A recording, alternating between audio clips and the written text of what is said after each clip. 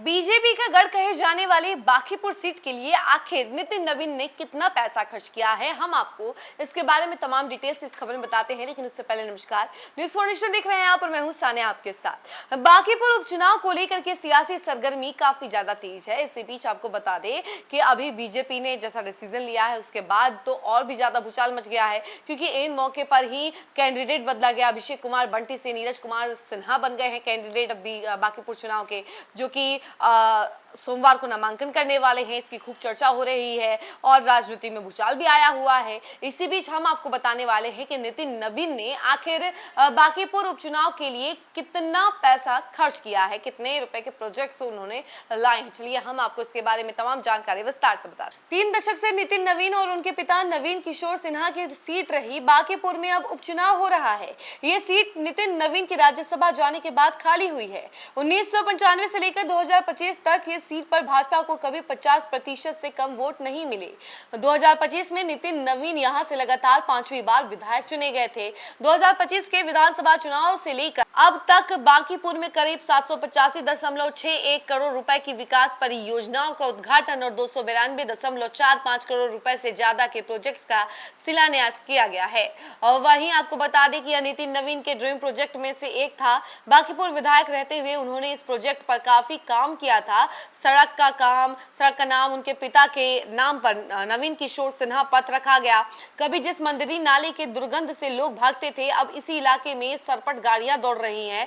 Patna smart city limited की तरफ से नाले के जीर्णोद्वार के साथ ही इसे ढककर उसके ऊपर सड़क का निर्माण किया गया है। नेहरू पथ बेली रोड पर तारामंडल से शुरू होकर ये सड़क जेपी गंगा पथ से मिलकर समाप्त होती है। रोड की लंबाई 1289 मीटर है। इसके अतिरिक्त 3.5 मीटर का सर्विस रोड भी बनाया गया है। इस सड़क का सीधा फायदा 3 लाख से अधिक लोगों को मिल रहा है। आयकर गोलंबर से दिग्घा कुर्जी रोड होते गोलघर के सामने से जेपी गंगा पथ जा सकते हैं। वार्ड संख्या 21, 24, 25, 26 और 27 के गंदे पानी की निकासी इस नाले से होती है। इसकी सफाई होने से आसपास के लोगों को दुर्गंध से मुक्ति मिली है। डाक बंगला चौराहे पर लगने वाले जाम से राहत मिली है। अभी लोग बेली रोड से डाक बंगला चौराहा होते गांधी मैदान आते हैं। मंदिरी नाले पर सड़क बनने से लोग इससे होकर भी जा रहे हैं। उद्घाटन हुआ था इसका मार्च 2026 में। लागत इसकी 89.40 करोड़ रुपए है। एरिया 4.5 एकड़ है। वहीं बांकीपुर क्षेत्र से स्थित बांसघाट में बिहार का पहला हाईटेक शमशान बना है। 4.5 एकड़ में फैले इस को 89.40 करोड़ रुपए की लागत से विकसित किया गया है। इसके अलावा आपको बता दें कि बांकीपुर उपचुनाव के ऐलान से 2 दिन पहले स्वास्थ्य मंत्री निशांत कुमार ने वार्ड 38 के दरियापुर भट्टी में बने नए अर्बन हेल्थ सेंटर का उद्घाटन किया। इसे दिल्ली के मोहल्ला क्लिनिक की तर्ज पर बनाया गया है। इस नए अर्बन हेल्थ सेंटर भवन में 12 कमरे, 6 शौचालय, 1 बड़ा हॉल और आपातकालीन स्थिति के लिए 6 बेड की व्यवस्था की गई है। जल्द पॉली क्लिनिक और हाईटेक अल्ट्रासाउंड की सुविधा बहाल होगी।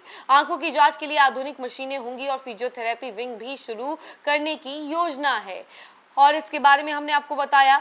पटना के मीठापुर में कॉमन सर्विस सेंटर यानी कि CSS बनाया गया है। इसमें एक ही जगह पर बैंक से लेकर पार्लर की सुविधा मिलेगी। यह G+3 बिल्डिंग है जिसे 10.68 करोड़ रुपए की लागत से 26,000 वर्ग फुट क्षेत्र में तैयार किया गया है। मीठापुर का यह इलाका मेट्रो से भी जुड़ेगा, जिससे यहाँ आना जाना आसान होगा। और इसके अलावा आपको बता दें, मार्च 2025 में तत्कालीन मुख्यमंत्री नीतीश कुमार ने पटना यूनिवर्सिटी के 2 भवनों यानी प्रशासनिक और एकेडमिक भवन का उद्घाटन किया था। इन्हें तैयार करने में 147.29 करोड़ रुपए खर्च हुए हैं। प्रशासनिक भवन G+8 और एकेडमिक भवन G+9 है।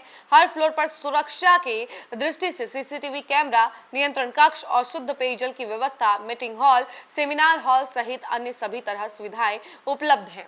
तो देखिए, ये कुछ प्रोजेक्ट्स हैं जो कि बांकीपुर के लिए लाए गए और खास तौर पर बांकीपुर उपचुनाव के लिए इस पर खर्चा किया गया। बांकीपुर उपचुनाव में इसका असर भी देखने को मिलेगा, ऐसी चर्चाएं हो रही हैं। और बीजेपी का किला कहा जाता है, बीजेपी का गढ़ कहा जाता है। तो देखिए अब 30 जुलाई को क्या कुछ होता है, क्योंकि वोटिंग उसी दिन होनी है और उसके बाद 3 अगस्त को रिजल्ट सामने आ जाएगा। तो आपको क्या लगता है, कौन जीतेगा, जरूर बताइएगा कमेंट सेक्शन में और देखते रहें न्यूज़ फाउंडेशन। धन्यवाद।